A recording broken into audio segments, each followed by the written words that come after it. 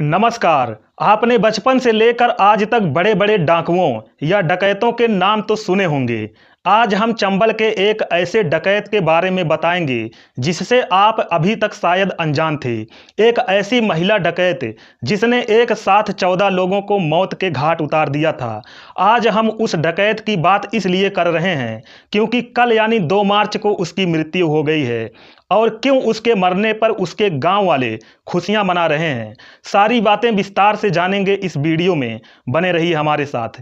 दोस्तों, इटावा जेल में हत्या के मामले में उम्र कैद की सजा काट रही औरैया की कुख्यात डकैत कुसुमा नाइन की रविवार को लखनऊ में इलाज के दौरान मौत हो गई है। उस पर हत्या समेत करीब 24 केस दर्ज थे। देश में जितनी भी दसियों सुंदरियां हुई हैं उनमें कुसुमा सबसे खूंखार मानी जाती थी। कुसुमा नाइन की मौत के बाद गांव अस्ता में जश्न का माहौल है। गांव वाले कह रहे हैं कि अब हम घी के दीपक जलाएंगे। अब उन 14 लोगों की आत्मा को शांति मिलेगी जिनका कुसुमा ने नरसंहार किया था। चंबल के बीहड़ों में आतंक का दूसरा नाम रही कुसुमा नाइन ने 12 लोगों को गोलियों से भून दिया था, साथ ही 2 लोगों को जिंदा जला दिया था। उसके डकैतों ने 2 लोगों की आंखें निकाल ली थी। गांव वालों का कहना है कि हमें देर से ही सही इंसाफ तो मिल गया। कुसुमा नाइन कौन थी? लोगों में उसकी दहशत किस कदर थी? उसने कैसे चंबल के बीहड़ों में अपना वर्चस्व बनाया? दोस्तों, 1964 में जालौन जिले के टिकरी गांव में जन्मी कुसुमा नाइन का बचपन रईसी में बीता। पिता गांव के प्रधान और सरकारी राशन के दुकान के मालिक थे, लेकिन कुसुमा को पड़ोसी माधव मल्लाह से प्यार हो गया। घर वालों ने विरोध किया, लेकिन वह भागकर उसके साथ चली गई। पुलिस ने उसे पकड़ लिया और पिता ने उसकी शादी दूसरी जगह कर दी। लेकिन तब तक माधव मल्लाह डाकू बन चुका था। वह गैंग के साथ आया और कुसुमा को उसके पति से छीनकर बीहड़ों में ले गया। यहीं से उसकी जिंदगी की दिशा और दशा दोनों बदल गई। डकैत कुसुमा नाइन की पूरी कहानी बताएंगे, लेकिन पहले उसके गांव वालों ने जो कहा उसे जान लीजिए, उसे सुन लीजिए। अस्ता गांव में जो हुआ उसे यहाँ के लोग कभी भूल नहीं सकते। नरसंहार में जान गंवाने वालों में भगवान दीन, धनी राम, महादेव, लक्ष्मी नारायण, लाला राम, छोटे लाल, शंकर, राम शंकर, बांके लाल, रामेश्वर दयाल, दर्शन लाल और शंभू दयाल शामिल थे। शिव कुमारी और उनका 5 साल का बेटा मुनेश घर में लगी आग में जिंदा जल गए। नरसंहार के बाद सरकार ने गांव में शहीद चबूतरा तो बना दिया, लेकिन जो परिवार उजड़े वे कभी अपनी जिंदगी पहले जैसी नहीं जी सके। अस्ता गांव के संतोष नाम के एक व्यक्ति ने बताया, दसियों फक्कड़ बाबा उर्फ राम आसरे के भांजे रमाकांत, मोहन और पप्पू ने गांव के कामता प्रसाद की हत्या कर दी थी। इस मामले में मैं चश्मदीद था। गवाही से भांजों को सजा होने के डर से फक्कड़ बाबा ने मुझे सबक सिखाने का ऐलान किया था। 15 दिसंबर 1996 की रात करीब 10 बजे कुसुमा नाइन की अगुवाई में करीब 15 डकैतों ने मेरे घर को घेर लिया। डकैत मुझे और मेरे घर पर सो रहे मित्र राज बहादुर समेत गांव के 6 लोगों को बंधक बनाकर गांव से 4 किलोमीटर दूर बीहड़ में ले गए। वहां डकैतों ने मेरे साथ बेरहमी से मारपीट की।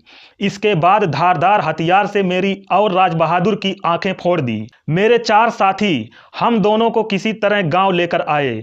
इस घटना की रिपोर्ट राज बहादुर के भाई महलवान सिंह ने आयान थाना में दर्ज कराई थी।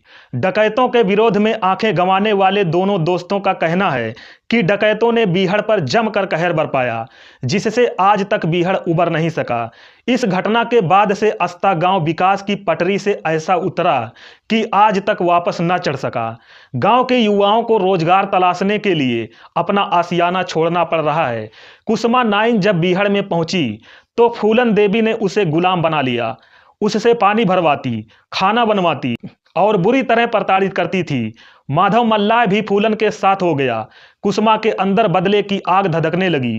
फूलन के कहने पर विक्रम मल्लाह ने उसे लाला राम गैंग में भेज दिया ताकि वह उसे मार सके, लेकिन कुसुमा लाला राम की गैंग से जुड़ गई और विक्रम मल्लाह की हत्या करवा दी। इस एनकाउंटर में माधव मल्लाह भी मारा गया। अब कुसुमा लाला राम की सबसे भरोसेमंद सदस्य बन चुकी थी। खूंखार डकैत बनी, बेरहमी की सारे हदी पार की। कुसुमा नाइन की क्रूरता के किस्से चंबल में दहशत की तरह फैले थे। जो भी उसके गिरोह के गिरफ्त में आता उसे जिंदा नरक भोगना पड़ता।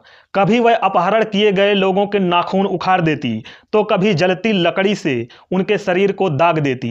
1995 में उसने रिटायर्ड एडीजी हरदेव आदर्श शर्मा का अपहरण किया और फिरौती मांगी। जब पैसे नहीं मिले तो उसे गोली मारकर हत्या करके नहर में फेंक दिया।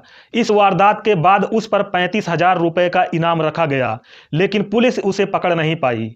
कुख्यात डकैत पुतली बाई के बाद कुसुमा नाइन चंबल की सबसे बड़ी महिला डकैत बन चुकी थी, लेकिन फक्कड़ बाबा नाम के डकैत ने उसके अंदर छिपे साध्वी को जगा दिया। साल 2004 में कुसुमा नाइन और फक्कड़ बाबा ने अपनी पूरी गैंग के साथ सरेंडर करने का फैसला किया।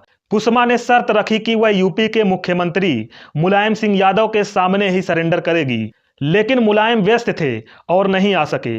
इसके बावजूद कुसुमा नाइन ने हथियार डाल दिए और जेल चली गई। वहां उसने 20 साल की जेल की सजा भी काटी। इटावा जेल में बंद थी। टीबी होने पर उसे सैफई मेडिकल कॉलेज में भर्ती कराया गया। हालत बिगड़ी तो लखनऊ केजीएमयू रेफर किया गया। यहां रविवार सुबह उसकी मौत हो गई। 26 मई 1984 को कुख्यात डकैत लाला राम, श्री राम और कुसुमा नाइन ने अस्ता गांव में जो खून की होली खेली थी, उसकी चीखें आज भी लोगों के जहन में गूंजती है। उन्होंने 12 लोगों को एक लाइन में खड़ा करके गोलियों से छलनी कर दिया था। पूरे गांव को आग के हवाले कर दिया, जिसमें एक मां और उसके मासूम बेटे की जलकर मौत हो गई थी। गांव की गलियों में सिर्फ चीखें ही सुनाई दे रही थी। इस नरसंहार के पीछे फूलन देवी का कुख्यात बेहमई कांड था, जिसमें 1981 में 20 ठाकुरों को एक लाइन में खड़ा करके गोली मार दी गई थी।